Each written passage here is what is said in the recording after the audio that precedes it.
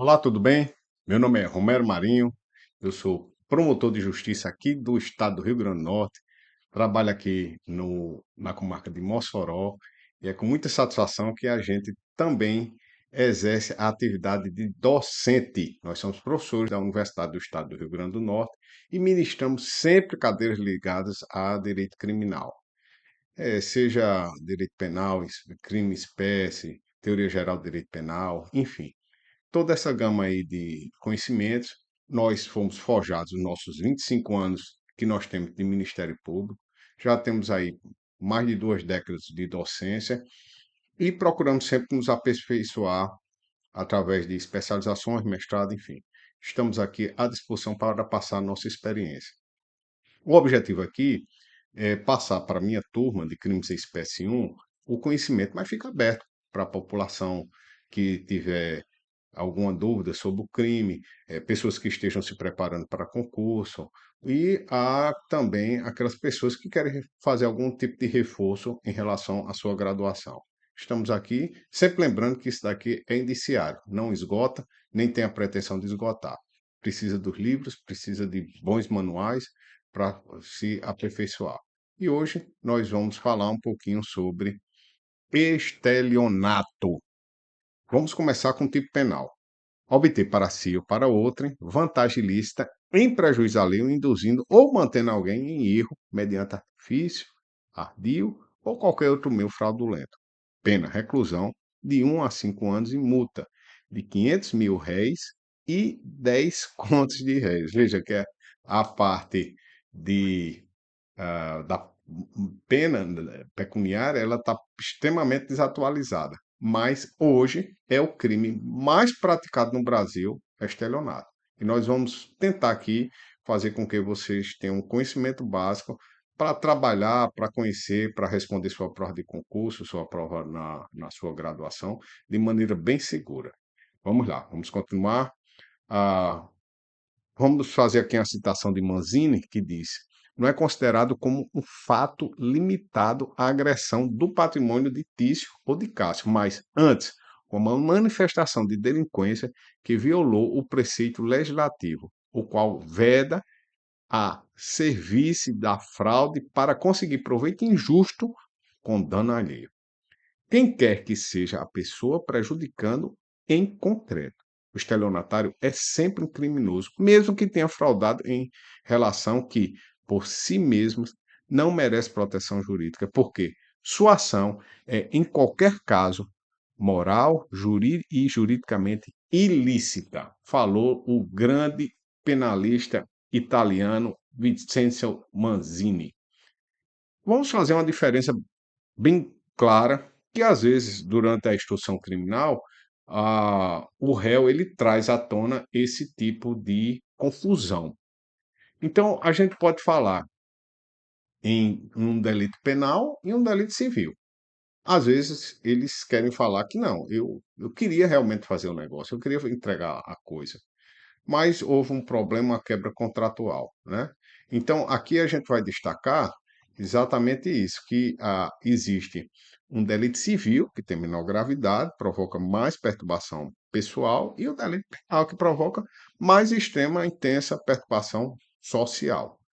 A gente vai aprender através de dados exteriores que a gente vai identificar como realmente a pessoa tinha a vontade de fazer inicial e não conseguiu por uma questão civil, outra que a pessoa desde o começo teve o dolo de enganar, de lapidar o patrimônio alheio e obter um ganho para si. Vamos continuar aqui. A conduta típica é induzir ou manter a vítima em erro, com a finalidade de obter vantagem patrimonial ilícita. Então, vamos ter uma dupla relação causal. Primeiro, a vítima é enganada mediante fraude, sendo esta a causa e o engano o efeito. Segundo, em relação causal entre o erro como causa e a obtenção de vantagem ilícita e o respectivo prejuízo com, como efeito. Então, nós vamos ter o quê? Nós vamos ter uma pessoa enganando, outra pessoa sendo enganada, um prejuízo de um lado e um ganho do outro. Simples assim. Sempre com dolo, sempre um dolo de original, sempre ab início. Sempre ele esteve, nunca teve a intenção de realmente honrar aquele negócio. Tá certo? Vamos continuar. Quais são os requisitos? Primeiro, emprego de artifício ardil ou qualquer outro meio fraudulento, induzimento ou manutenção da vítima em erro e obtenção de vantagem patrimonial ilícita em prejuízo alheio, do enganado ou de terceiro. A gente vai ver que pode haver uma cisão entre o a pessoa que é enganada e o patrimônio que é diminuído, que há um prejuízo. Vamos continuar? Ah, artifício. Então, a arte do trabalho dos artistas, simulação ou dissimulação idônea para conduzir uma pessoa em erro, levando à percepção de uma falsa aparência de realidade, como o uso de disfarces, documentos ou objetos para criar uma aparência falsa. DIU já é diferente. Arte é uma questão moral, uma fraude moral configurada pela conversa enganosa, astúcia ou lábia, trama, manha ou estratagema. Está ligado muito mais à questão do intelecto. E qualquer outro meio fraudulento, é, quem acompanha nossas aulas sabe que a gente não gosta muito desses tipos que abrem bastante ao subjetivismo do julgador, mas enfim, qualquer outro meio fraudulento, fórmula genérica para admitir qualquer espécie de fraude que possa enganar a vítima. Então, tem que ser um meio fraudulento idôneo para enganar. Se for algo assim que nenhum homem e meio seria enganado, não está servindo. Vamos continuar? Olha, o silêncio também ele pode representar uma grande fraude. Então, que a gente vai chamar de reticência maliciosa. Então, a pessoa vê essa, esse quadro, famosíssimo, Mona Lisa, e diz: olha, esse quadro está por um preço muito bom, eu vou comprar. E a pessoa cala diante de que se trata apenas de uma réplica. Né? Então, o colecionador que adquire de alguém sem qualquer experiência no ramo de antiguidade ou raridade, uma peça de grande valor por preço irrisório, por desconhecer a sua importância, fazendo com que a vítima permanecesse em erro com relação ao valor do bem que estava sendo vendido. Então, acontece que as pessoas podem ter um acervo dentro do seu, um produto dentro do seu acervo, que ele tem de grande valor, uma pessoa especializada vê que é um objeto de grande valor e fica calada e acaba adquirindo, né? Então, já aconteceu, por exemplo, uma pessoa comprou um ovo Fabergé, que era milhares de reais, milhões, aliás, de reais, de dólares, e comprou por um pouco mais, que acho que US$ 25.000. E é um caríssimo, acho que é 5 milhões de dólares. Então, aí a pessoa ficou calada, acabou comprando e, enfim, deu prejuízo para a pessoa. Vou continuar aqui. Ato malicioso de comércio. Olha. Se alguém vende um automóvel silenciando sobre defeito essencial, quebra da transmissão, por exemplo, isso será uma fraude civil, que anulará o contrato. Se alguém, todavia, vende um automóvel sem motor, iludindo, o adquirente praticará um estelionato, ou seja, uma fraude penal, certo?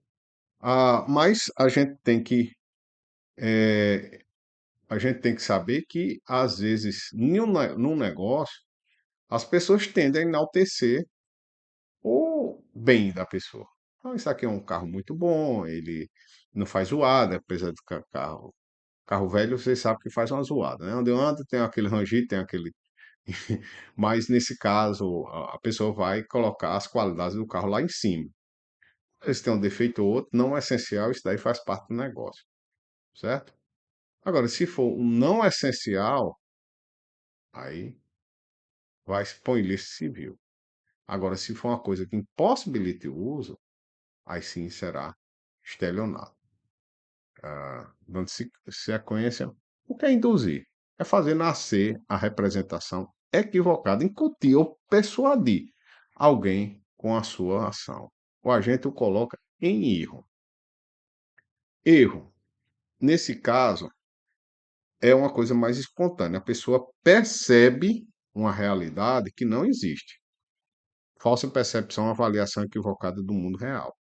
Ele não foi induzido. Ele olhou a realidade e achou que era dessa maneira, certo? Aí o réu, o agente ativo, ele acaba aproveitando a situação, mantendo em erro. A pessoa lá está em erro e a pessoa acaba não tirando a outra do erro. Então a vítima tinha um conhecimento equivocado da realidade. O agente mantém nessa situação com a finalidade de obter vantagem ilícita em seu prejuízo. Guilherme Souza Nuto vai nos dizer que o agente coloca ou mantém a vítima numa situação enganosa, fazendo parecer realidade o que efetivamente não é. Por exemplo, o autor finge manter uma agência de venda de carros, recolhe o dinheiro da vítima, promete-lhe que entregará o bem almejado e desaparece. Né? É importante, eu queria deixar aqui uma observação, que o estelionatário, ele se vale sempre da ganância da vítima. Sempre, sempre. Sempre vai ser um negócio muito vantajoso, o preço vai ser muito ínfimo. É uma coisa realmente que vai valer a pena. Lógico que tem aquelas situações onde se aproveita algum engano, se passa, se simula ser uma pessoa por outra, mas geralmente o estelionato ele passa dessa maneira, né? A pessoa coloca assim um bem extremo valor, mas ele está muito barato oferecido. Se pede até um sinal para garantir e depois, olha, o estelionatário foge, desaparece, ele tem a capacidade de desaparecer, é uma coisa fora do comum. É muito escorregadio ele. Vamos continuar aqui. Nelson Green vai nos dizer que há uma analogia substancial entre o induzimento em erro e o doloso silêncio em torno de erros do erro pré-existente. Praticamente, tanto faz ministrar o veneno como deixar sentar-se e que alguém ingerir por engano. A inércia é uma sapiens do genus, ação. É a própria atividade que se refrega sobre si mesma, determinando-se ao no facere.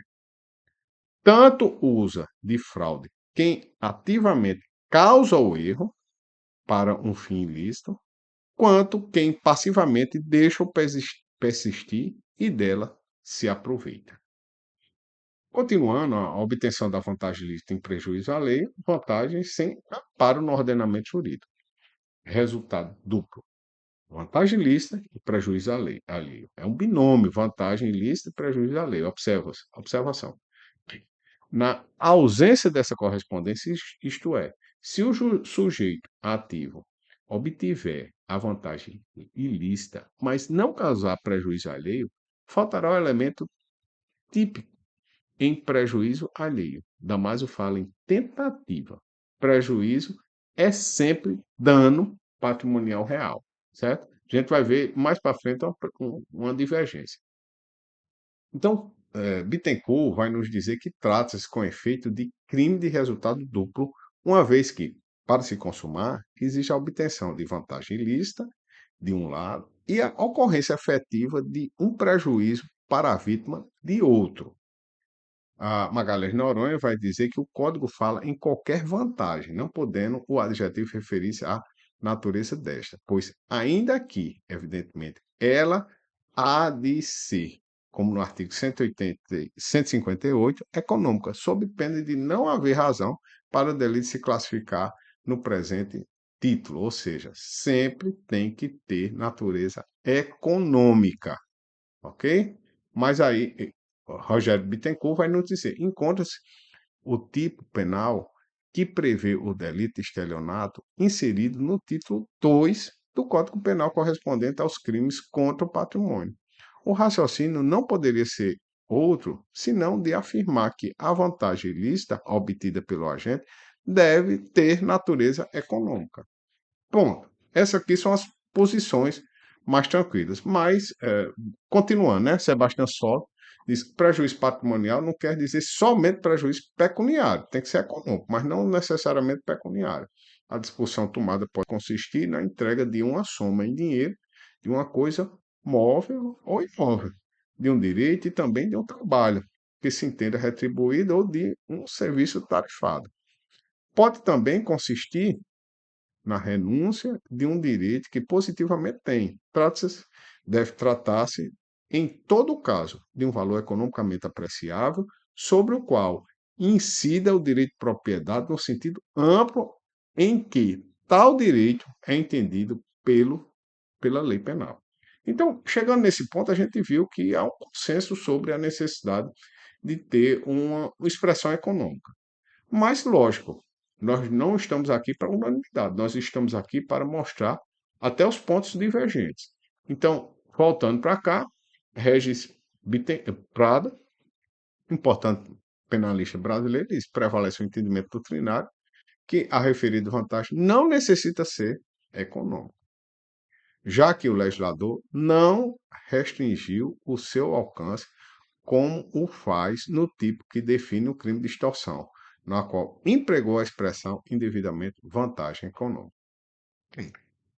Então, está colocado aqui as posições. Na posição deste professor que vos falo, eu entendo que tem que ter uma expressão econômica, que não teria sentido nenhum estar sobre o título ah, dos direitos contra o patrimônio e não ter nenhum tipo de expressão econômica.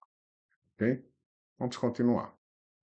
A vantagem deve ser injusta, embora não precise ser econômica, segundo a posição de Prada, né? A vantagem deve ser injusta. Aqui está nossa classificação doutrinária e eu volto a advertir os meus alunos. Classificação doutrinária é de suma importância. Ele vai definir situações práticas muito importantes, muito comezinhas. Então vamos prestar atenção a essa situação. Ele é um crime comum, qualquer uma pessoa pode praticar. Ele é doloso, ou seja, a intenção de obter vantagem ilícita em proveito próprio ou alheio, ânimos lucrante facete. Ele é um crime material, comissivo ou omissivo. No caso, mantém em erro.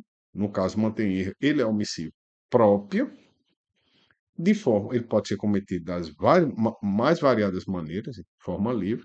Ele é instantâneo, acontece uma vez, ele não é permanente, ele é de dano, ele é monossubjetivo, ou seja, pode ser cometido por uma única pessoa, plurissubsistente, ele se desdobra na linha do intercrimes. Transeúndo ou não, vai depender de como ele é cometido. Como falei, o elemento subjetivo especial do tipo, constituído pelo especial fim, é o seguinte: obter qualquer vantagem ilícita para si ou para outra por meio de uma astúcia mala. O dolo de fraudar deve ser anterior e concomitante à obtenção da posse da coisa. Então, o dolo ab início, como a gente falou, não pode ser posterior. Por exemplo, a pessoa que contrata uma atividade de uma pessoa que vai fazer um trabalho de pintar a sua casa, vamos dizer assim. Desde o início, ele nunca teve a intenção de fazer isso, nunca comprou tinta, não sabe nem pintar. Na realidade, ou construir a casa, seja o que for. Aí é diferente, por exemplo, a pessoa ia pintar a casa, mas por algum motivo não tem mais ajudante, não sofreu alguma queda, alguma coisa assim. Então tem que ser ab início. Continuando, o sujeito ativo pode ser qualquer pessoa, pode ter concurso eventual de crime, abrangendo tanto quem emprega a fraude como quem recebe a vantagem. O sujeito passivo também pode ser qualquer pessoa física, jurídica, e sendo jurídica pode ser de direito público ou privado. Tem que ter a capacidade de entendimento. Caso contrário, caso for uma pessoa inimputável que não tem o entendimento, pode ser furto ou pode ser o crime do artigo 173, que eu vou passar a ler para vocês. Peço só um minuto para eu abrir aqui para vocês, aqui no Código Penal, vou abrir aqui para vocês, artigos, eu vou ler aqui para ficar bem claro, artigo 100, eu não tenho código, eu não tenho código atualizado, eu consulto tudo na hora, E vamos ver agora o artigo 173. Então, vamos ler. Artigo 173 do Código Penal. Abusar em proveito próprio ou alheio, de necessidade, paixão ou inexperiência de menor, ou de ou da aliena qualquer dela, a prática ou ato suscetível de produzir efeito jurídico em prejuízo próprio ou de terceiro. Aí, nesse caso, nós não vamos ter estelionato, tá certo? Tem que ser uma pessoa determinada. Se for pessoa indefinida, aí vai ser crime contra a economia popular e contra relação de consumo. Admite pluralidade de vítimas no mesmo fato, ou seja, a pessoa que é enganada na fraude pode ser diferente daquela que sofre a lesão. Por exemplo, um empregado está trabalhando lá, ele não está trabalhando com seu patrimônio, mas com o patrimônio da empresa. Se ele é enganado, o prejuízo que ele vai sofrer no golpe vai ser a da empresa. Vamos para frente. Roberto Lira, o príncipe dos promotores públicos, na época era o nome que tinha, dizia que o sujeito passivo da ação do erro é quem sofre sua materialidade, o patrimônio afetado pode ser de outra e que experimenta o resultado, o prejuízo. O bem juridicamente protegido é inviolabilidade do patrimônio, tutela-se o interesse social, confiança recíproca e o interesse público reprimindo danos alheios, senão a gente vivia num verdadeiro inferno. O objeto material, patrimônio alheio em qualquer dos seus elementos integrantes, bens móveis ou imóveis, direitos e etc. A consumação é no momento e no local em que o agente obtém um proveito a que corresponde o prejuízo alheio. A consumação do estelionato se dá no local e no instante exato da obtenção da vantagem. Então, como se trata de um crime material, precisa ter efetivamente o prejuízo e a consumação vai se dar quando se tem o prejuízo, né? Quando se lança onde se lança o ardil, né? Para enganar a pessoa, mas onde se obtém a vantagem. Às vezes, alguma dificuldade é que o ardil é jogado lá em outra região do Brasil e a vantagem é obtida aqui, por exemplo, em Mossoró. Não se pode falar em consumação sem a presença do binômio proveito ilícito e prejuízo alheio. Tentativa é obviamente possível. Quando a gente não consegue enganar a vítima, o simples emprego do artifício ou ardil caracteriza apenas a prática de atos preparatórios, não se podendo cogitar em tentativa de estelionato, segundo a posição de Bittencourt. Tá certo? Aqui é a posição de Bittencourt. Então, vamos ver a relação que existe quando se usa a falsidade no estelionato. Então, vamos ter 6 posições que nós vamos aqui destacar. Primeira posição, quando o falso se exare no estelionato sem mais potencialidade lesiva, é por ele absolvido.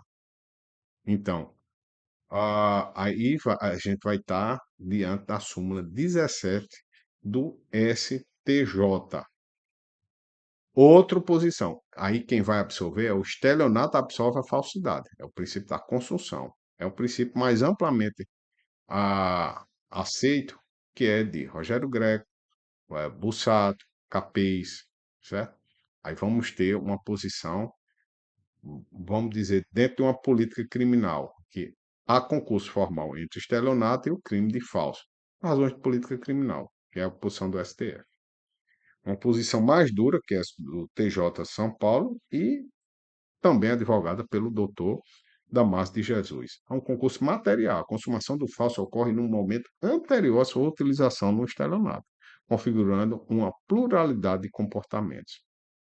Temos a posição de Hungria, que diz que o estelionato devia ser considerado um mero exaurimento do crime de falso, devendo o agente ser punido de forma única pela falsidade do documento, e o crime de falso prevalece sobre o estelionato, é a posição da primeira do Tribunal da Primeira Região Federal. Ok?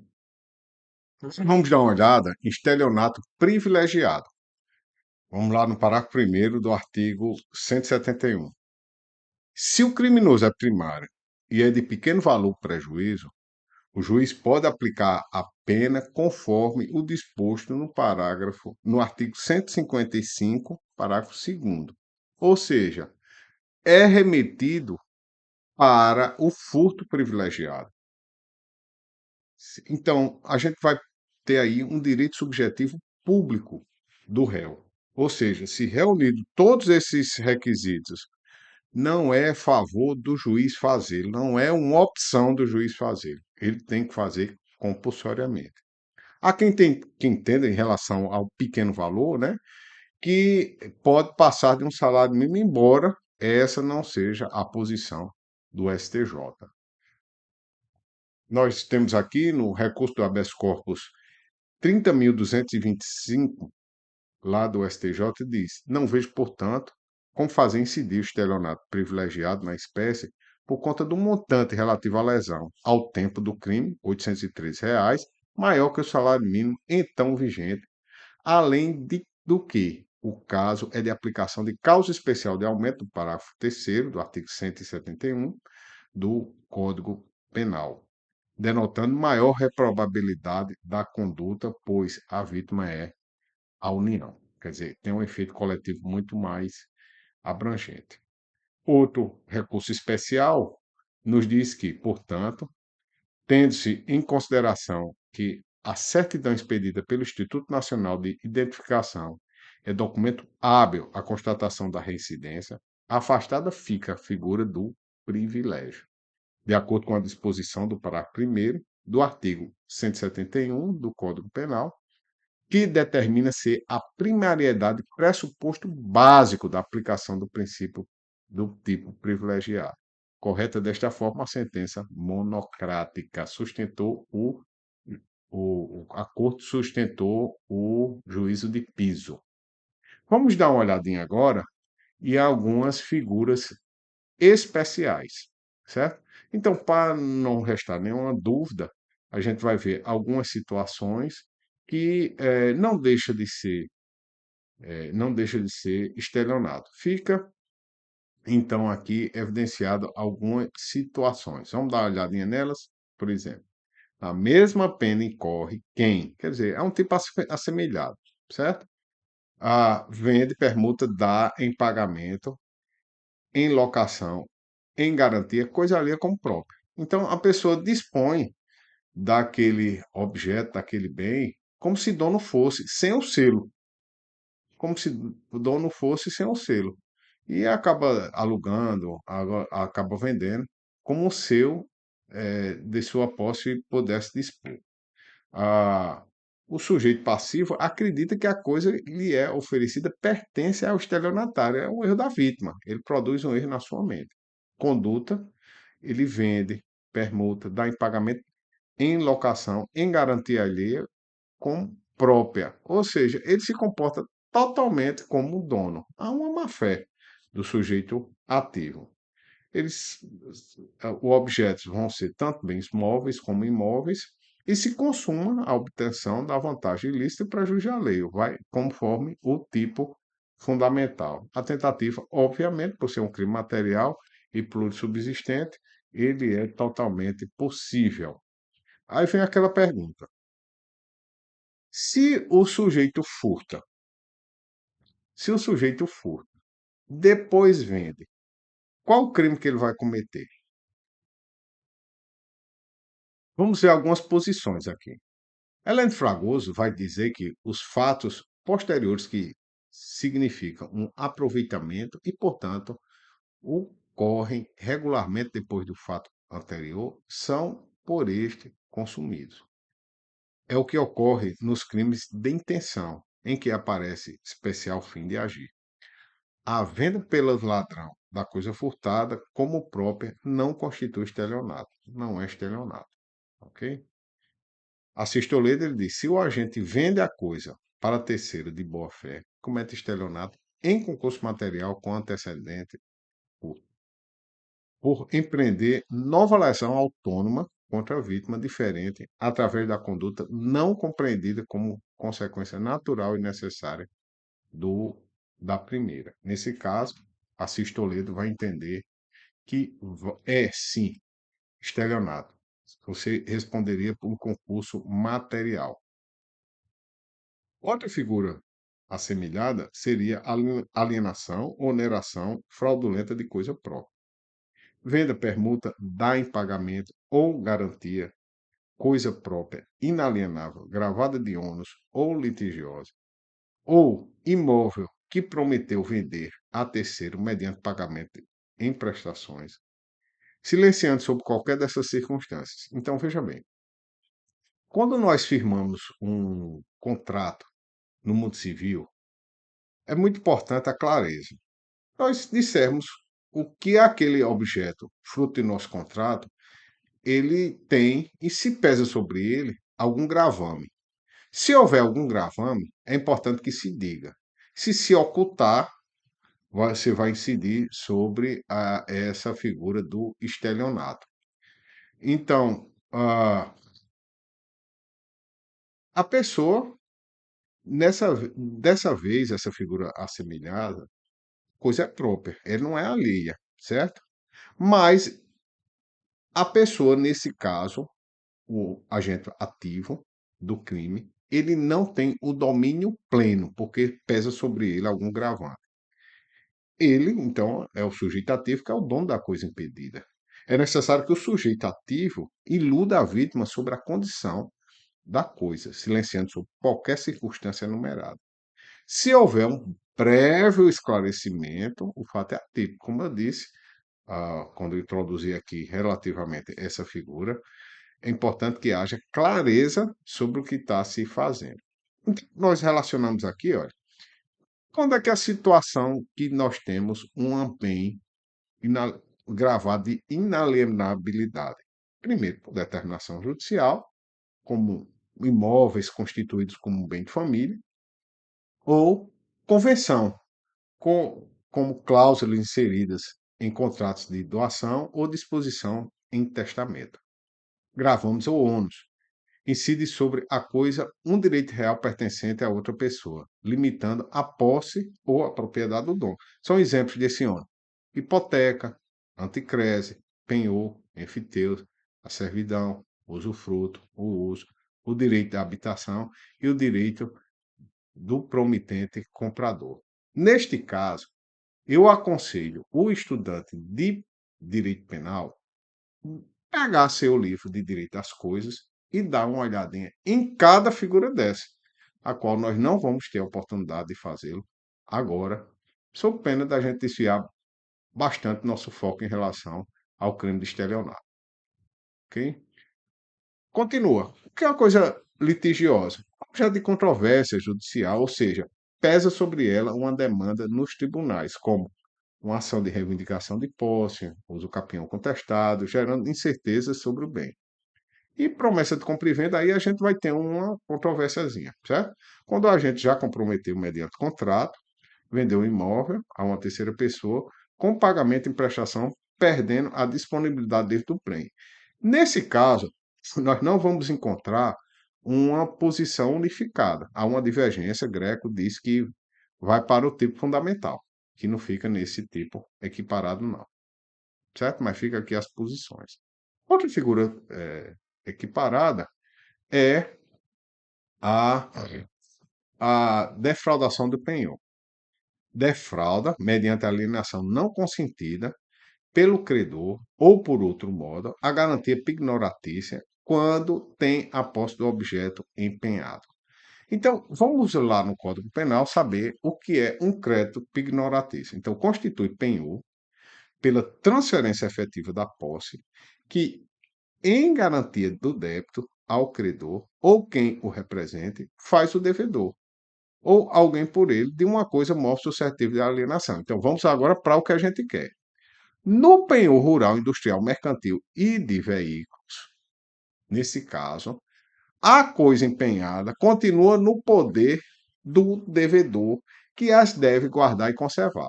Diferente do caput, do artigo 1431 do Código Civil, o parágrafo único faz com que o objeto, fruto do penhor rural, industrial, mercantil ou veículo, permaneça na mão do devedor. Aí o que é que o devedor faz? aliena como sua fosse, né? Ele aliena como sua. Trouxe até construímos aqui um conceitozinho, uma definição sobre devedor pignoratício é a pessoa em que um contrato de penhor, muitas vezes por força de cláusula constituinte, comum no penhor rural, industrial, mercantil e veículos, conserva em seu poder a posse direta e a guarda das coisas móveis que foi dada como garantia do pagamento em débito. Coloquei até a figurazinha aqui, ó, da, do, da fazendinha, e a pessoa assinando o contrato e recebendo aqui o valor, né? Vamos lá. Então, o que é defraudar? Lesar, privar ou tomar o bem de outra. Devedor ignoratício ou objeto empenhado. Então, por exemplo, alienação da lavoura de soja para garantir cédula rural pignoratícia. Então, na hora que você coloca um gravame de um penhor pignoratício, bem já não pode ser disponibilizado pela pessoa. Mas como está de posse da pessoa, a pessoa vai lá e aliena ou faz algum tipo de disposição. Sujeito ativo, devedor, dono do objeto empenhado. Ele está na posse da coisa. Sujeito passivo, o credor pignoratício. Geralmente é o banco, né? E elemento subjetivo é o dolo. Vamos para outra. Na mesma pena incorre quem? Fraude na entrega da coisa. Defrauda substância, qualidade ou quantidade de coisa que deve entregar a alguém. Fiz até uma historinha aqui, bem emocionante. Então, um prestador de serviço, essa história é real, certo? A gente só não colocou aqui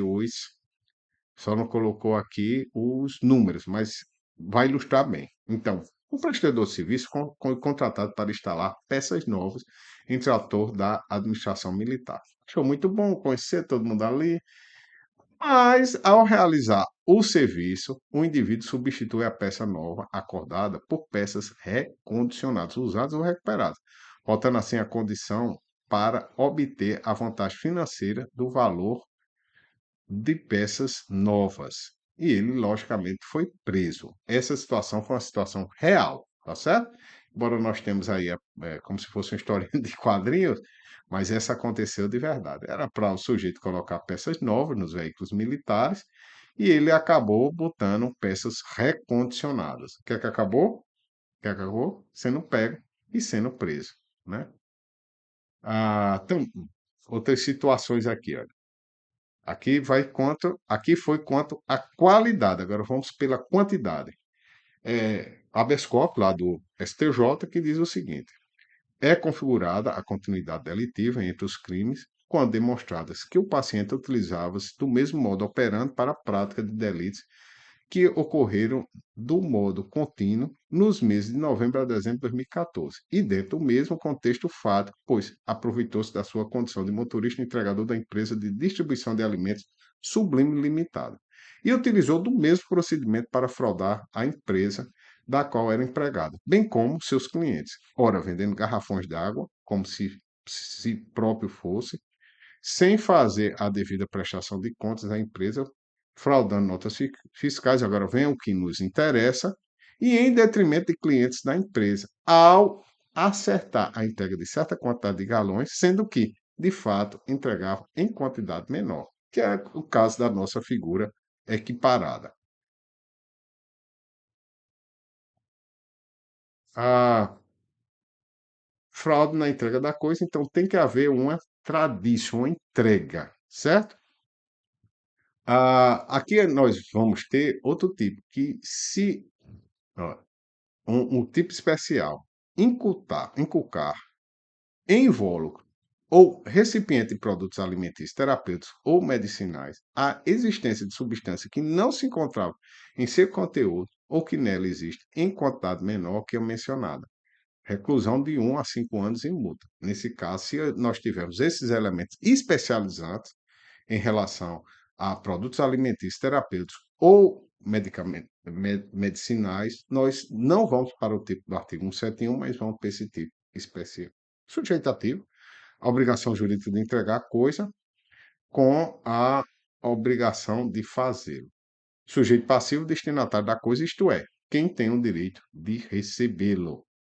Ah, na fraude de indenização ou valor de seguro. Então, destrói total ou parcialmente, ou oculta, coisa própria, ou lesa o próprio corpo, ou a saúde, ou agrava as consequências da lesão ou da doença com o intuito de haver indenização ou valor de seguro. Não é incomum que nós encontremos pessoas que se mutilam. Eu já vi casos de pessoas tirar uma mão para receber o seguro relativamente que ele fez em relação ao seu corpo. Então, diante dessas fraudes, é possível que se tenha a imputação deste crime. Vamos ver essa notícia aqui. Ó. TJ mantém condenação de delegado de polícia de Rondônia.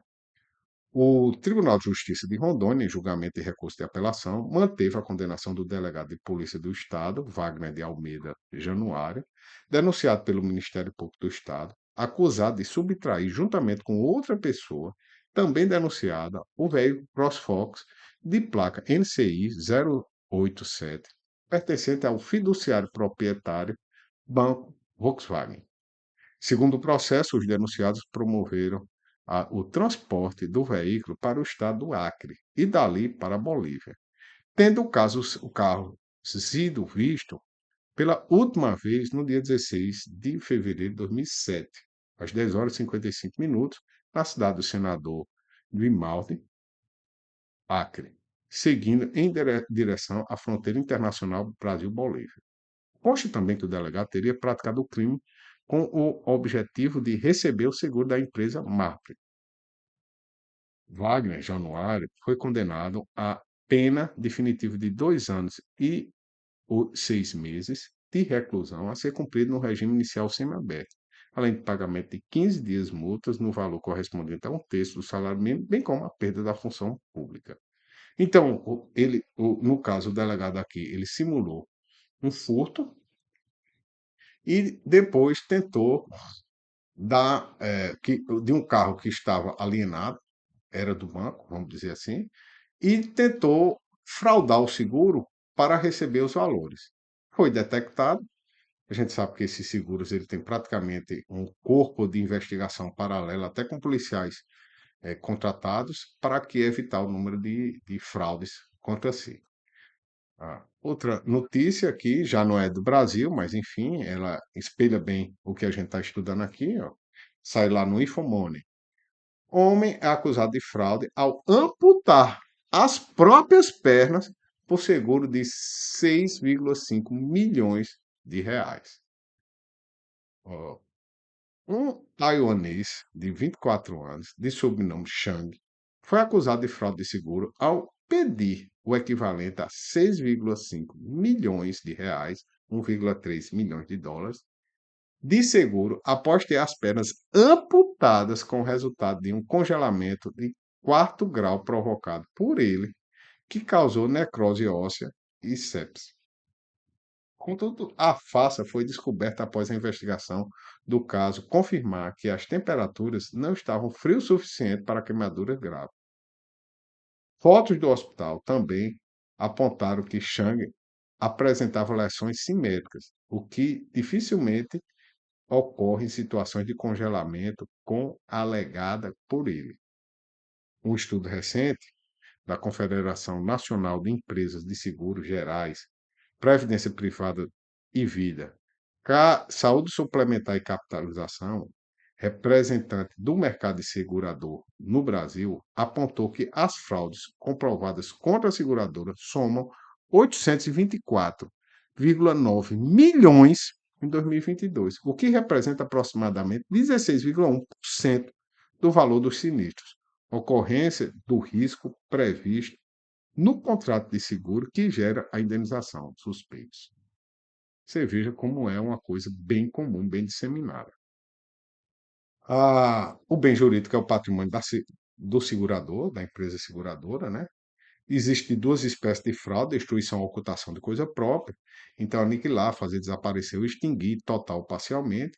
Ou ocultar significa esconder ou encobrir coisa própria. Aí você vai ter das autolesões, né?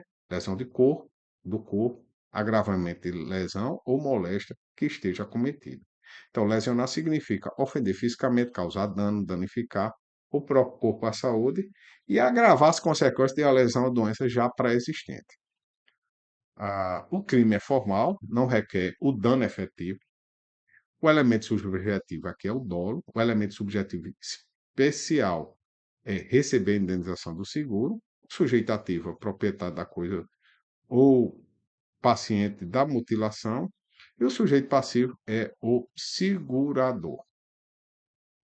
Noronha diz quanto à tentativa, ele esclarece que o agravar as consequências da lesão ou doença exigirá muitas vezes uma série de atos até que produza o evento buscado pelo delinquente e que lhe proporcionará vantagens indevidas. Nem sempre, portanto, se tratará de delito de execução simples, que se completa com um único ato, único acto perfecto, pois pode apresentar execução material prolongada que admite o fracionamento e, por sua consequência, a tentativa. Mais um caso aqui equiparado, uma imagem, uma figura equiparada, que é emite cheque sem suficiente provisão de fundos em poder do sacado ou lhe frustra o pagamento. Então, o cheque, um título de crédito praticamente em desuso no Brasil, um uso muito pequeno hoje em dia, com os outros elementos de uso como o Pix, cartão de crédito, enfim, ele é uma ordem de pagamento à vista. Então, no momento em que você determina que o banco favoreça o portador daquele documento, tem que ter saldo imediatamente. Não pode ser para depois. Se não houver saldo, você vai ter que. Ele passou à vista, né? Porque existe. O brasileiro inventa de tudo, né? O cheque pré-datado. Aí já não é cheque, certo? Mas se ele passou à vista e não tinha fundo, ele incorre neste crime aqui, que é o artigo 171, no seu parágrafo segundo, inciso 6º. Então, emitir é colocar em circulação um cheque sem suficiência de fundo, provisão de fundo. Junto todos os elementos, que seria colocar o valor, o beneficiário, data e assinar, ele já está pronto para circular. Frustrar, aí no caso, ou não tem fundo, ou a pessoa surta o cheque, né? Ele frustra o pagamento, bloqueando, retirando o saldo existente ou dando contra-ordem, dessa forma, evitando o pagamento de cheque, é a sustação, a famosa sustação. Só a frustração indevida pode configurar crime. Mero descuido está fora. Então, passou um cheque. Vamos dizer, a pessoa está na construção, passou muito cheque. Um deles voltou, a gente vê que a pessoa não estava de má fé. Cheque pós-pago está fora, por representar garantia igual à nota promissória, como eu falei. O brasileiro, ele inventou essa figura do cheque pré-datado, pós-datado, enfim. Então, ele está fora. Ele só vale quando realmente é para o dia. A pessoa emitiu ali para a pessoa sair dali para o banco e fazer o saque do cheque. Há estelionato por não pagamento de cheque especial. O que é o famigerado cheque especial? O famigerado cheque especial é aquele chequinho que, quando lhe falta saldo, o banco camarada vai lhe emprestar a um juro extorsivo a, a alguma quantidade. Então, a pessoa já chegou lá no fundo do poço, né? Já topou. Aí ele cava mais um pouquinho para entrar no cheque especial. A pergunta é: se passar abaixo do cheque especial, quer dizer, além daquele crédito que o banco lhe dá para baixo do seu saldo, é estelionato? Vamos dar uma olhadinha aqui na posição da doutrina, né? O seu Zé Roberto Bittencourt não vai estar dizendo que, contando o emitente com seu limite de cheque especial e emitindo o cheque com valor que não ultrapassa o referido limite, no caso, o banco recusa o pagamento por razões de política institucional, o crime também não se configura. Tem que comprovar a má-fé. Emissão de um cheque em um valor muito superior ao limite. Aí sim você vai configurar, tá certo? Comprovada não ter havido fraude, não se configura crime de emissão de cheque sem fundo. A sujeito ativo, qualquer pessoa que emita seu próprio cheque sem suficiente provisão de fundo. O endossante está fora. Quem é o endossante, pessoal? É quando você pega aquele chequinho e vira ali e assina. Ele se torna co-devedor juntamente com o emitente do cheque, certo? Então, ele se torna responsável civil, mas não criminal, certo? Não criminal. Ah, sujeito passivo, o tomador, o beneficiário do cheque, que é a pessoa receberia o valor constante lá no cheque. Então, o pagamento de cheque emitido sem provisão de fundo após o recebimento da denúncia não obsta o prosseguimento da ação. Então, existe uma figura, uma figura bem brasileira, de que se antes do recebimento da denúncia se pagar, se quitar o cheque, extingue-se a punibilidade. Ok? Comprovada. Súmula 246 do STF. Comprovada não ter havido fraude, não se configura a emissão de cheque sem fundo. E foram competentes para o processo e julgamento dos crimes de estelionato sob a modalidade de emissão dolosa de cheque sem provisão de fundo ao local onde se deu a recusa do pagamento do sacado. Então, vamos dar o exemplo. Então, você está dirigindo uma estrada, pega o talão de cheque de Mossoró e você emite esse cheque em Natal. Nesse caso, se o banco é em Mossoró, o local do crime vai ser Mossoró, ok? É um crime formal material. A gente já falou ali atrás, acabou prevalecendo o entendimento de que, como crime material, a consumação ocorreria com efetivo prejuízo da vítima e só se verificar na agência bancária em que ocorresse a recusa de pagamento e não no local da emissão do cheque, como a gente já adiantou ali com a súmula. Nós temos um caso de aumento de pena aqui. Olha. Parágrafo 4 artigo 171 diz: pena aumenta de um terço ao dobro se o crime é cometido contra idoso ou vulnerável. Quem é vulnerável? A gente vai pegar lá do artigo 217A do Código Penal, que diz menor de 14 anos, os enfermos ou pessoa com deficiência mental que não tem necessário discernimento para a prática do ato. Eles são vulneráveis, considerada a relevância do resultado gravoso. Então, nesse caso, dependendo da vítima, certo? Que vai ser idoso, pessoal acima de 60 anos, e vulnerável, de acordo com os termos do artigo 217A do Código Penal, é que pode de um terço a dobrar, ok? Agora vamos para o crime mais cometido no Brasil atualmente. De lavada, esse aqui é o mais cometido atualmente. Então, a pena é aumentada de reclusão de 4 a 8 anos e multa se a fraude é cometida como a utilização de informações fornecidas pela vítima ou por terceiros, induzida a erro por meio de redes sociais, contatos telefônicos ou envio de correio eletrônico fraudulento ou por qualquer outro meio fraudulento analógico. Então, hoje, o Brasil tem este crime como o mais cometido, certo? Somente em 2024, isso daqui é do Fórum Brasileiro de Segurança Pública, aqui é o anuário de 2025, certo? Que nos dá esses dados. Então, somente em 2024, os estelionatos eletrônicos cresceram 17%. A subnotificação ainda é alta, já que vários estados não separam o tipo penal no registro oficial.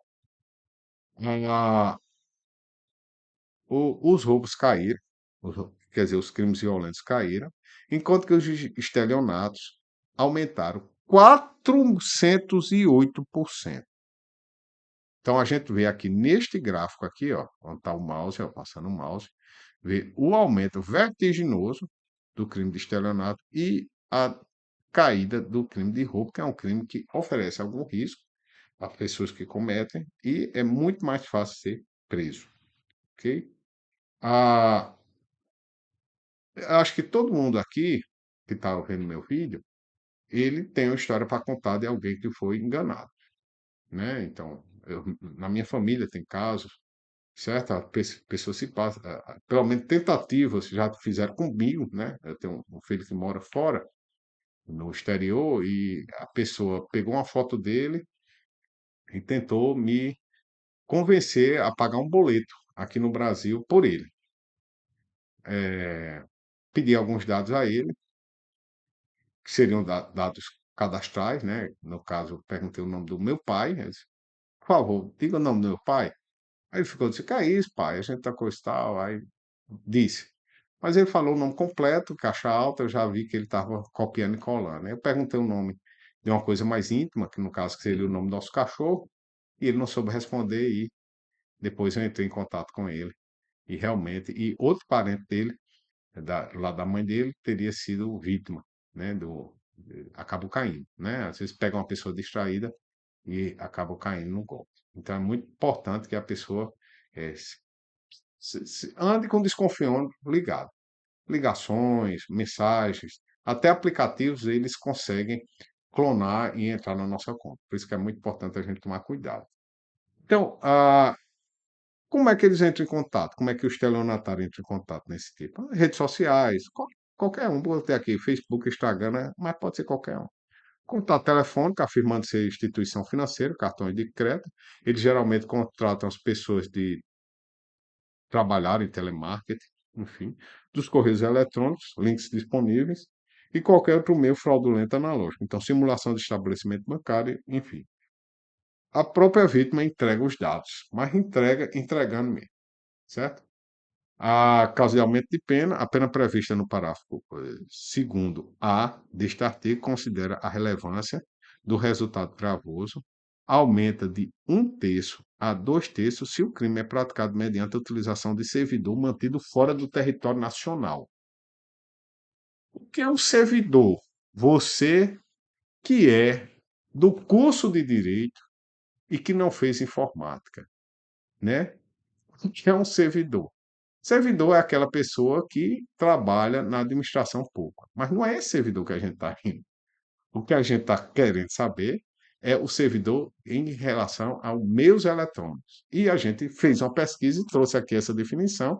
Na informática, servidão é uma rede que disponibiliza ou armazena recursos para seus integrantes. Então, para você ter acesso, você vai lá no exterior e volta, né? Usa um servidor de fora, isso daí é microsegundos, certo? O servidor proxy é um intermediário entre a rede local e a internet. Você precisa de alguém para lhe colocar na rede mundial de computadores e você acaba tendo, às vezes até para uma rede VPN, acesso através disso. Isso daqui é para quê? Porque ele vai dificultar o rastreamento, dificulta enormemente o rastreamento. E no caso, a lei ele aumentou o nível de reprovabilidade através do aumento de pena para diminuir a desestimular os, os criminosos a não fazer esse tipo de expediente. Mas eles fazem todo jeito. A pena aumentada de um terço se o crime é cometido em detrimento de entidade de direito público ou instituto de economia popular, assistência social ou beneficência. Nesse caso, nós temos o quê? Um maior espectro de prejuízo, onde a gente vai ter pessoas hum, geralmente mais simples, tendo algum tipo de prejuízo, que seria INSS, institutos previdência estaduais, os municípios que constituíram, enfim. Aplique-se a súmula 24 do STJ, aplique-se ao crime de estelionato em que figure como vítima entidade autárquica da Previdência Social, a qualificadora do parágrafo 3º do artigo 171 do Código Penal. Nosso grêmio nos diz: é todo aquele que serve a direto interesse econômico do povo ou indeterminado número de pessoas. Bancos populares, cooperativas, caixas Raiffeisen, sociedades de mutualismo, instituto de assistência social ou beneficência é o que atende a fim de filantropia, de solidariedade humana, de caridade, de altruísmo, socorro aos necessitados em geral, de desinteressado melhoramento moral ou educacional. Aí vamos perguntar o seguinte: o crime consumou-se. Muito bem. E o arrependimento posterior? Pagar. Então, crime praticado sem violência ou grave ameaça à pessoa. Reparação do dano causado pelo crime ou restituição de coisa. Então, a reparação ou restituição deve ocorrer antes do recebimento da denúncia ou queixa. No pacote anticrime, transformou-se de uma ação pública incondicionada e exigiu representação, exceto contra a administração pública, direta ou indireta, criança ou adolescente, pessoa com deficiência ou maior de 70 anos de idade ou incapaz. Se essas pessoas figurarem, essas que estão no inciso, é pública incondicionada. Caso contrário, a pessoa precisa oferecer representação. Aí vamos para agora o direito intertemporal. Então, vamos ver lá o agravo regimental em recurso especial, lá do STJ.